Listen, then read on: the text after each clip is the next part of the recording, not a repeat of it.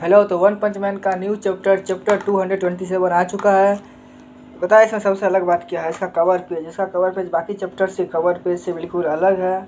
इस चैप्टर्स में हमें सूर्यो की बहन, साइतामा, टंग top master, flashy flash, Tasuma के सभी के अलग अलग बैटल्स दिखाई जाती है। सभी अलग अलग बैटल्स में बैटल कर रहे होते हैं। लेकिन हमें चैप्टर में बताया जाता है कि वो जिनसे बैटल कर रहे हैं उन्हें हराना बहुत मुश्किल है। इसलिए नहीं क्योंकि वो ड्रैगन लेवल पर है, बल्कि इसलिए क्योंकि उन्हें मारना बहुत आसान नहीं है। So if you interested keep watching. तो चैप्टर की शुरुआत होती है सूर्यो की बहन से, जो कि इस मॉन्स्टर से लड़ने वाली थी और वो इस मॉन्स्टर्स के डिस्ट्रैक्शन करने से पहले पहुंच गई थी टाइम पे। और पता है ये मॉन्स्टर से लड़ने के लिए सूर्यो की बहन बहुत ही ठीक थी। पता है क्यों? क्योंकि इस मॉन्स्टर के पास हर हीरो का डाटा था कि उनकी फाइटिंग स्टाइल्स क्या है, वो कैसे मूव करते हैं। लेकिन इसके पास सूर्यो की बहन की कोई भी डाटा नहीं था और ये किंग के पास जा रहा था क्योंकि ये किसी किंग से लड़ना था। भले ही वो किंग से जीते या फिर ना जीते, लेकिन उसे किंग का डाटा मिल जाएगा। लेकिन इसे बीच में सूर्यो की बहन मिल जाती है और उससे लड़ने लगती है। वो मॉन्स्टर बहुत ही ज़्यादा ओवर कॉन्फिडेंस हो गया था क्योंकि उससे लगा था कि ये कोई न्यू हीरो है, ये मतलब इससे हराने के लिए उसे कोई डेटा की ज़रूरत नहीं है। वो ये सोच के बहुत कॉन्फिडेंस हो गया था।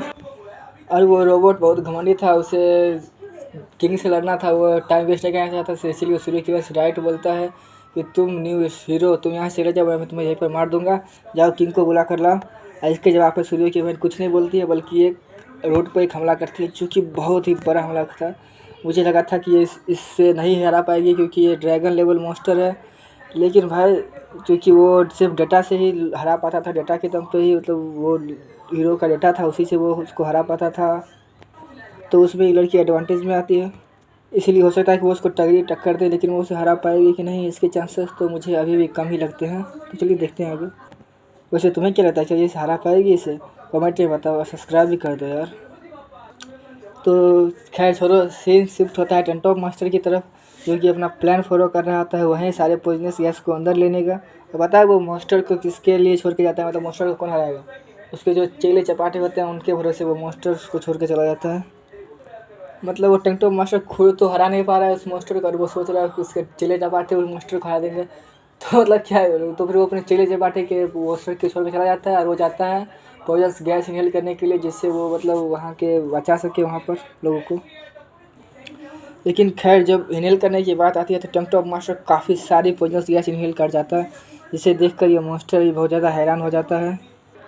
लेकिन तभी फ्लैशी फ्लैश की एंट्री होती है और वो मॉन्स्टर पर एक बहुत तगड़ा हमला करता है और शायद उस मॉन्स्टर को मार भी देता है, शायद पहले अटैक के साथ ही। लेकिन फ्लैशी फ्लैश को वहाँ पर देखकर टंग टॉप मास्टर बहुत ही ज़्यादा शॉक में चला जाता है, क्योंकि फ्लैशी फ्लैश ने तो सोचा कि उसने तो किसी को बुलाया ही मदद के लिए, तो फिर फ्लैशी फ्लैश कैसे वहाँ पर आ गया? वो बहुत शौक था। लेकिन तभी फ्लैशी फ्लैश उसे बोलता है, भाई तू है क्या, तू वैक्यूम क्लीनर है क्या, इतनी सारी गैस कैसे अंदर ले रहा है? लेकिन तभी फ्लैशी फ्लैश बोलता है कि वैसे तो तुमने ठीक किया इस स्मोक को अंदर लेकर, कि तुमने मेरे लिए रास्ता बना दिया मेरे हमला करने के लिए। और तभी टंग टॉप मास्टर चिल्ला कर बोलता है कि अभी ये ख़त्म नहीं हुआ है, वो मास्टर अपने स्मोक से अपने क्लोन भी बना सकता है। और अगर बात रहे स्मोक की, तो वो स्मोक भी अनलिमिटेड अमाउंट में बना सकता है। मतलब सोचो उसके पास स्मोक भी है, क्लोन भी बनाता है, तो अनलिमिटेड अमाउंट में वो स्मोक भी बाहर निकाल सकता है और उससे अपना क्लोन भी बना सकता है। तो समझ रहे उसको मारना बहुत ही ज़्यादा मुश्किल है। लेकिन इस पर फ्लैशी फ्लैश बहुत ज़्यादा तैयार हो जाता है और वो उसके अपीयर होने से पहले उस पर एक और अटैक कर देता है। लेकिन इस अटैक से सही में लगता है कि उस मॉन्स्टर का खेल खत्म। टंग टॉप मास्टर भी ये सोच रहा था कि शायद ही वो मॉन्स्टर मर गया, और टंग टॉप मास्टर सोचने लगता है कि जिस मॉन्स्टर से मैं फाइट करने के लिए इतना स्ट्रगल कर रहा था और इसने उसे एक ही हमले में ख़त्म भी कर दिया उस मॉन्स्टर को, ये कितना स्ट्रांग है। इसको सच में नहीं लग रहा था कि फ्लैशी फ्लैश इतना ज़्यादा स्ट्रांग है। लेकिन फ्लैशी फ्लैश सोच रहा था कि अच्छा हुआ उसने उस स्क्रूल्स को पढ़ लिए, मतलब वो निंजा जो थे निंजा स्क्रूल्स उसको पढ़ लिए, तो वो इतने भी यूज़लेस नहीं थे। लेकिन जब ये लोग बात कर ही रहे होते हैं तभी वो मॉन्स्टर फिर से अपीयर होने लगता है। हाँ, इसीलिए मैंने इसके शुरुआत में ही कहा था कि उस मॉन्स्टर्स को मारना बहुत मुश्किल है। मतलब तुम उस मॉन्स्टर से लड़ भी सकते हो, उसको डिफीट भी कर सकते हो, लेकिन उसे मारना बहुत ही ज़्यादा मुश्किल है इन मॉन्स्टर्स को। और इसका सबूत तुम्हें आगे वीडियो में और भी मिलने वाला है। तभी सीन शिफ्ट होता है सूर्य की तरफ, जो कि अभी भी रास्ते में चले जा रहा है। मतलब सभी super heroes, new super heroes, S class super heroes अपने अपने फाइट में पहुँच कर फाइट शुरू भी कर चुके हैं। और ये अभी बस पहुँच ही रहा है, अभी तक ये पहुँचा भी नहीं है फाइट करने के लिए, बस रास्ते पर चला जा रहा है। लेकिन इसको छोड़ो, वो सूर्य सोच में था कि क्या उसने जो बंदा को देखा क्या वो सैतामा ही था, और अगर वो सैतामा था तो फिर वो वहाँ पर कर क्या रहा था। और मोस्ट इम्पोर्टेंटली वो यहाँ पर क्या कर रहा है, वो तो सैतामा के साथ रहना चाहता था हीरो बन के, तो फिर वो यहाँ पर कर क्यों रहा है। वो तो चाहता था कि वो सैतामा के साथ रहे, और यहाँ पे वो एक मॉन्स्टर की जगह पर एक इंसान से फाइट करने के लिए जा रहा है, क्योंकि वो गारों से लड़ने के लिए जा रहा है, किसी मॉन्स्टर से नहीं। और फिर सीन शिफ्ट होता है तासुमाकी की तरफ, जो कि किसी मॉन्स्टर से लड़ रही थी। मतलब ये कोई मॉन्स्टर नहीं था, तुम इसे इंसेक्ट बोल सकते हो। ये इंसेक्ट से लड़ रही थी जो कि बहुत सारे थे। ये मॉन्स्टर्स हर टाइम अपने आप को मल्टीप्लाई कर रहे थे और बहुत सारे होते जा रहे थे।